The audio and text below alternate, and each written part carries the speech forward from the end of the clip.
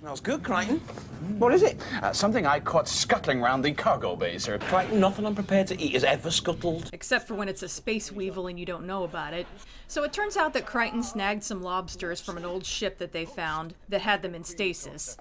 And it turns out that it's for a special occasion. Today is the day that you rescued me from the Nova 5. I thought we should have a surprise celebration. But Kachansky has other plans. Can you believe the luck? Finding a working copy of Jane Austen world? We're going to visit Pride and Prejudice Land.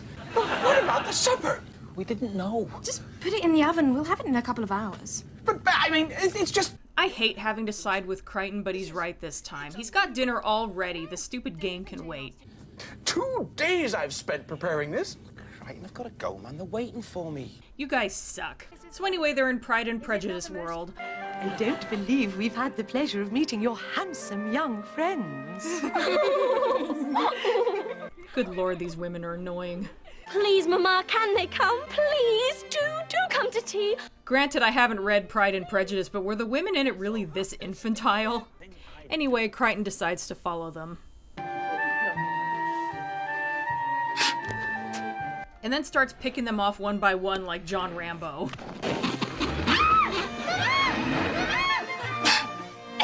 That was funnier than it should have been. Except he misses one. And now he's about to kick it up a notch.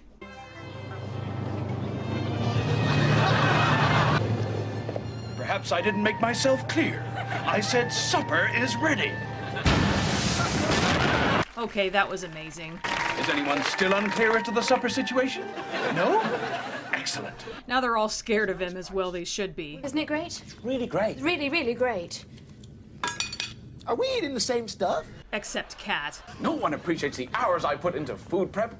But then Lister asks for ketchup and... You want ketchup? Brown, not tomato, brown. It's not like I've got no class. With lobster? You want brown ketchup? I can't believe it. I simply cannot...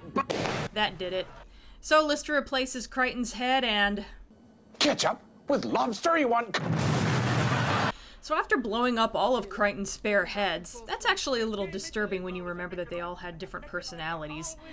They're trying to figure out what's wrong with Kryten, but can't find anything. When was the Century built? Anyway, they're thinking about going back to the ship where they found the lobsters in the AR game to see if there might be some replacement heads for Kryten. If there's a Diva-droid signature on their supplies inventory, it's possible there's some mech heads around there somewhere. It turns out that there are, but there's also a simulant on board. They managed to hide from him, but getting off the ship is going to be a lot harder. Sims hate humans, but they don't hate Gelfs. But we're not girls. We could be. Okay, I give the show a lot of leeway for rule of funny, but the ship just happening to have 2 totally realistic Gelf costumes is just a little too convenient. I guess you could argue that that's the joke, but I find it more distracting than funny. Anyway, he wants them to trade Lister for the heads. They refuse, so he flips a coin. You never make it for free. Heads, or take the human. Hey, wait a minute. Tails, into yours. Well, that was lucky. Good thing he was fair about it. But when they get back on Starbug, all their stuff is missing. He kept us talking while his mate ransacked the ship. Including Kryten. Meanwhile, headless Kryten is being led onto the simulant ship, where there is already another mechanoid on board. What a peculiar experience. Oh, thank you, Mr. What is your name? Just give me a second, okay? Abel. My name's Abel. A-B-L-E, Abel. Oh, I see where you're going with this. Your serial number's 2X4C. I'm a 2X4C too. We must have the same motherboard. Oh, then you're my bro. Anyway, it turns out that he's addicted to a harmful substance. I just use it every now and then, you know. Helps me get through the day. Well, how come you ended up here? Hang on. Which apparently causes memory loss. The ship I was on, well, it kind of crashed a bit. All the crew just lay there and they didn't talk to me anymore. Then, after a couple of years, I figured out they must be dead. That story sounds a bit familiar. You sure you won't try some, Crichton? Bro? I'm not your bro, and I do not touch Ultrazone. It corrupts your circuit boards. Well, that's what people say, but where's the evidence? But yeah, Kryten isn't too fond of this guy. Meanwhile, the rest of the crew is trying to catch up to the ship, and they do it by basically pretending that they planted a bomb on the other ship when they were on board.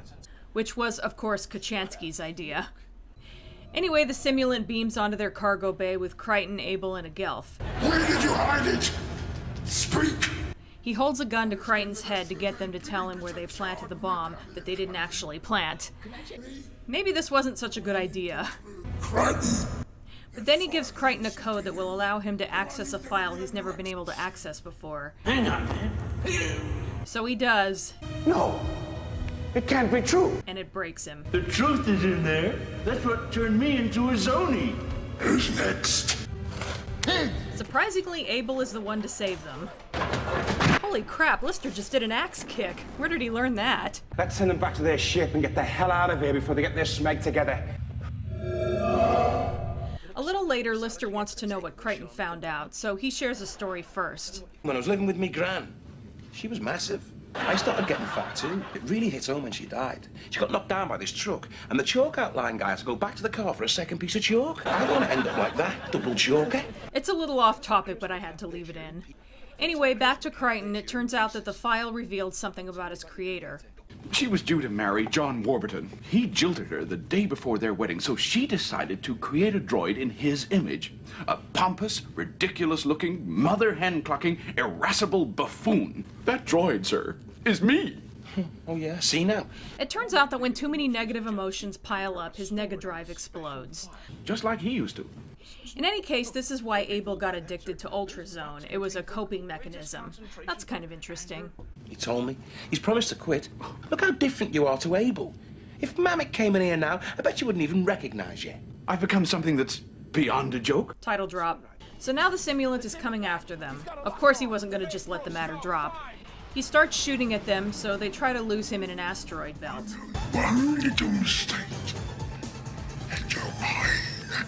They turn off most of the power so they won't be detected, and pass the time by playing cards. I love the music during this part, by the way.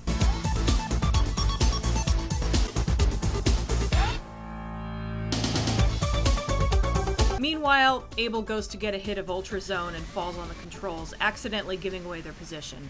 The mistake is made. Crichton is not happy with him.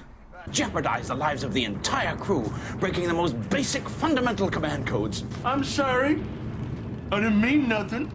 And now they cannot get the simulant off their tail and they're screwed. Wait, someone's left the ship! But then Abel leaves the ship in an escape pod. Why, that slimy, double-crossing, two-faced piece of scum! He's no brother of mine!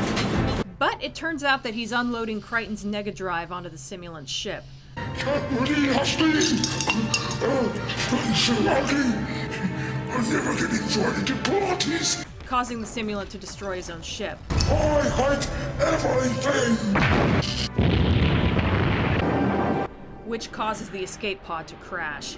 With your permission, sirs, Mom, I should like to recover the body and perform last rites. Because Crichton has never survived a crash. Oh well, rule of drama, I guess. Do you need a hand, Kryten? He ain't heavy, sir. He's my brother. That's a reference to a song if you didn't know. I didn't until I looked it up, but clearly the audience did. He's my brother. Later on back in the AR game, Lister is having everyone try Vindaloo, which Kachansky thinks it's a bad idea. Oh, nonsense. Mr. Darcy didn't think Jane would enjoy French apples, but she did. Now, tuck in, girls. I do declare, Mr. Lister, this is most scrumptious. Oh, guess it must not be that hot after all. Curious. There must be some kind of bug in the program. And so ends Beyond a Joke. It's actually been a while since I've seen Season 7, so I'm finding out that some of these episodes are better than I remembered, and some are worse. This one is actually the former. Mainly just because Crichton has been so insufferable in these last several episodes that I wasn't looking forward to a Crichton episode. But I ended up liking it. It's not great. For Crichton episodes, I definitely take The Last Day over this one, but it's not bad. Fun fact, the original script for this episode was written by Robert Llewellyn. He was beginning to really hate being in the Crichton makeup, so he tried to be sneaky and give Crichton as little screen time as possible, figuring that someone else would play Abel. But after Doug Naylor got a hold of the script, he gave it a rewrite where Crichton was more prominent, and it was decided that Robert Llewellyn would play both roles, so he ended up being in the Crichton makeup twice as much as usual. That said, I get a kick out of the way he plays Abel. With the way he kind of scrunches up and talks in a different voice, the first time I saw this one, I think I actually didn't realize that was Robert Llewellyn. That said, while I think Abel was a good concept, with him being kind of a robot version of the washed-up drunk with a heart of gold who unexpectedly sacrifices himself to save everyone else in the end, I feel that they didn't do as much with that as they could have, and in the end it feels a bit flat. I kind of wish they hadn't killed him off so that there was at least a chance he could come back in the future so they could do more with him, but oh well. If nothing else, all that slapstick near the beginning is a lot of fun, and the bit with the tank is amazing. And I guess that's about all I have to say about this one. Next up is Epideme and Nanarchy. I might cover both in one video since it's basically a two-part episode despite the titles not alluding to that.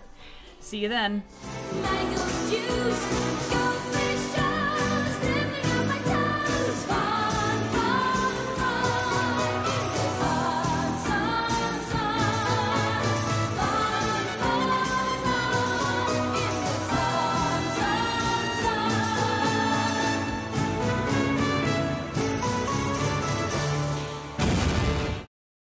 I will not eat any animal that's ever been a cartoon. Weevils, rabbits, dogs, cats, mice, road runners, all out. I'm not a cartoonivore.